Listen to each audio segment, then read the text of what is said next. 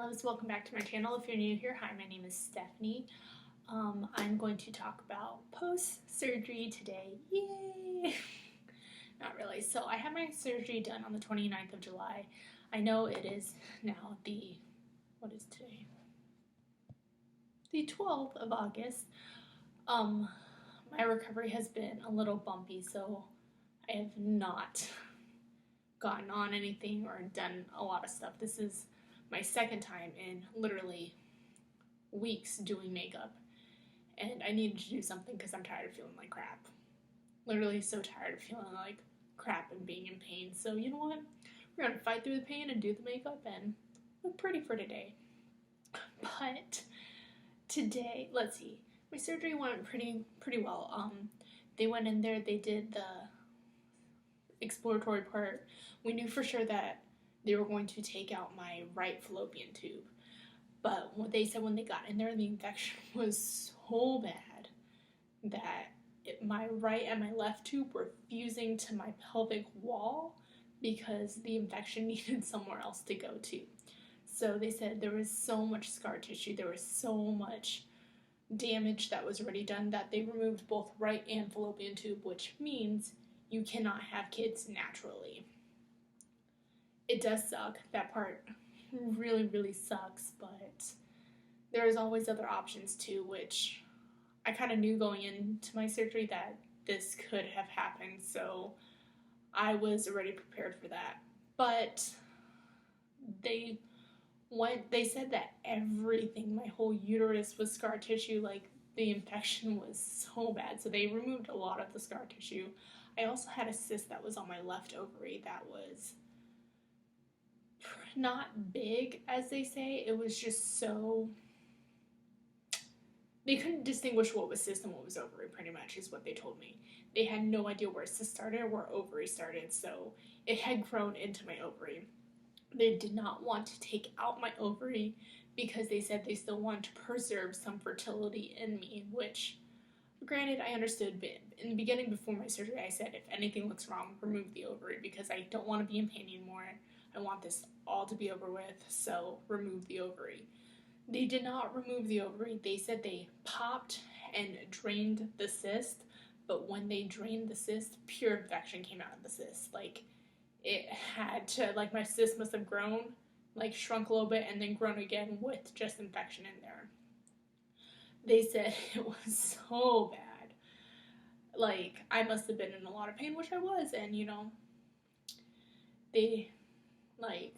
I don't blame them, but at the same time, I kind of very angry with them because they didn't do anything sooner. They literally let it sit in there for 5 months, so I was just frustrated beyond all belief. But after my surgery, I went to recovery. Obviously, it was the same day procedure. I gotta leave that day, but I was so doped up on drugs that I don't remember much, but my husband took this horrible picture of me, and yes, I'm gonna share it because I think it's quite hilarious. Like, you gotta learn to laugh at yourself when you see stuff like this because it literally, like, made me laugh, and I found this, like, 2 days after my surgery. So, my husband took this picture of me when I was, like, knocked out. It was bad, but whatever. But he also did tell me, like, I remember a little bit of this. He recorded it, but I think he recorded it or he tried. He had told me that they had taken my toe with my surgery, and I said, oh my god, why? And then my husband's like, it was bad, Stephanie. They just had it taken. I said, what toe? He said it was my big toe, and I said, how am I supposed to wear sandals? That was my favorite toe, but I don't remember much of that. But you know, funny part of surgery is that your husband gets to mess with you, like, when you're coming out of stuff. But I came home. I wasn't in a lot of pain when I came home. They did dope me up a lot, like with morphine and stuff like that. So I wasn't in a lot of pain. It was a lot of discomfort. Like, they had filled my stomach up with like CO2, which is gas, so they could separate skin from muscle, or muscle, like they had to separate stuff. So they filled you up with like gas to separate that, and I was not in pain. It was just uncomfortable. So I was like, oh, okay, it's fine. But Sorry, I have an itch in my nose and I'm trying not to scratch it because I just did my makeup and it took me a while because I haven't done this in forever, so. um, they had, when I had come home, I fell right back asleep. They said it was normal, yada, yada, yada. I woke up the next morning. I tried to go to the bathroom by myself and I had passed out. I had hit my head on the floor. I bit my lip. It was pretty bad. My husband came, he picked me up, and he said as soon as he picked me up, I had blacked out again. Like, literally in his arms, I had blacked out. I didn't remember much. Like, everything from this point on was pretty hazy. He told me I blacked out a total of 3 times. And then it was really just, a lot of it was, then I started feeling pain. Like, that was probably surgery pain. So, that was surgery pain. So, it was a lot of pain. It was a lot of uncomfortableness. It was being bloated like that is so uncomfortable on your body, and that CO2 gas, they told me my right shoulder was gonna hurt because like it escapes through here, which is really weird. It's like referring pain, but it was the most annoying pain in the world. Like, I can't even describe how much pressure was right here, and it just hurt. And I don't know, it was just bad. But I called the doctor, or he called the doctor. They said it was probably from anesthesia, that I still had some anesthesia in me, so I was doing okay. I did do what I was told. I walked. I tried to release some of that pressure from walking, which is what they told me the best thing to do was walk. The first 5 days after my surgery was probably the worst 5 days. It was a lot of pain, a lot of discomfort. I couldn't get comfortable. I could not lay upstairs in my bed, in my own bed. I couldn't do it. I had to stay downstairs on the couch. Sleeping was an issue because I'm a side sleeper and I have 4 incisions that were just really tender, obviously, so I couldn't like sleep on my sides. I did not realize how much you use your core of your body just to sit up, sit down, walk, like doing stuff like the simplest things, like getting off the couch or even sitting down on the couch. I needed my husband's help with, and it was like I felt like such a burden to him. It was pretty bad, but he said he was fine. Like, this is his job. His job is to take care of me, and I said I understand that. It's just frustrating because I'm just so used to doing it on my own, and now that I need help, it's really, really annoying. But the first 5 days were probably the hardest 5 days ever. Just getting used to everything.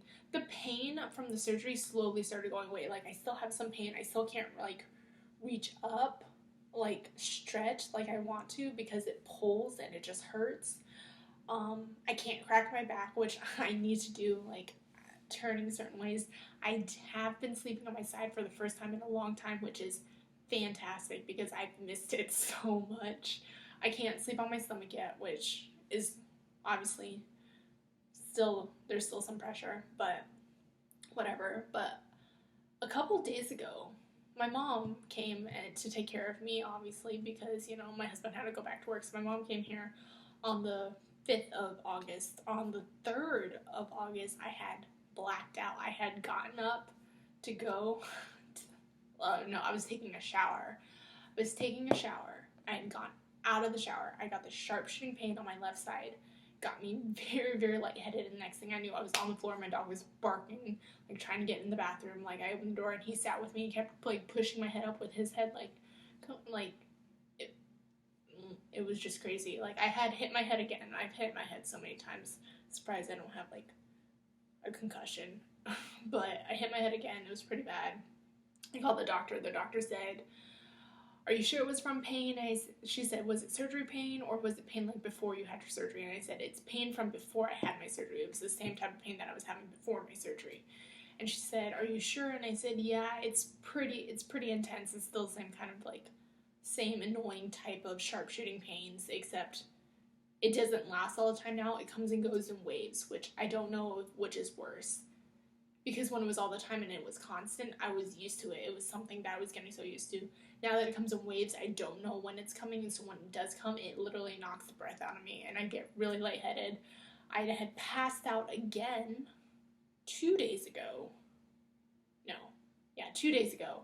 I was trying to go to the bathroom, and I got sharp shooting pains. I got really lightheaded. I tried to grab onto bed. I rolled off. I hit my head on the on our nightstand. My husband was there. He tried to lift me up. Same type of thing. I had passed out this morning at like 3 in the morning. I was going downstairs. Luckily, I was already in a chair, so like when I came to, I was just like in a chair because I was sitting down. I was already feeling lightheaded from the pain, and so it's just a lot of stuff. I had gotten a another workup done, another ultrasound. They said I have a lot of free-form fluid in my uterus, which is common after surgery. It should go away, but my ovary still looks kind of funky, as they put it. It's healing, but it's not healing the way they want it to. It's kind of bigger in size still, and literally what they're waiting for is another infection to come up. I do still have some low-grade fevers, not as often as I did, but I am scared that I'm going to one day just have it happen like I did before. It's going to come out of the blue. I'm going to have like 105 fever. It's going to just take me straight to the hospital, and it's going to be the same thing. Like they said if that happens, then they'll go in and they'll remove my left ovary, which in all honesty, I feel like they shouldn't have done in the first place, but I'm not a doctor. I don't see what they see, so that's fine. But recovery has not been easy. I was really hoping to be pain-free after recovery, like after the surgery. I was really hoping just to live a normal life all over again, but it hasn't been that way. It's not been easy, but you work through it. I have my mom here. I have my husband. My dad wishes he was here for the food. But, you know, I have a lot of friends checking in upon me, and I appreciate all my friends that have been there for me through this whole process, that has spent nights with me in the ER and all that stuff. But yeah, I just wanted to let you guys know how my surgery went. I'm still healing. I'm still hoping to get a lot of this stuff done, and I do have, like, I know I still film off my laptop, but I do have a camera. I do have like backgrounds coming and stuff like that. It's just that we're supposed to be moving soon, and I don't want to set everything up just to have to take it down again, which sucks because I had my YouTube for now a year, yay!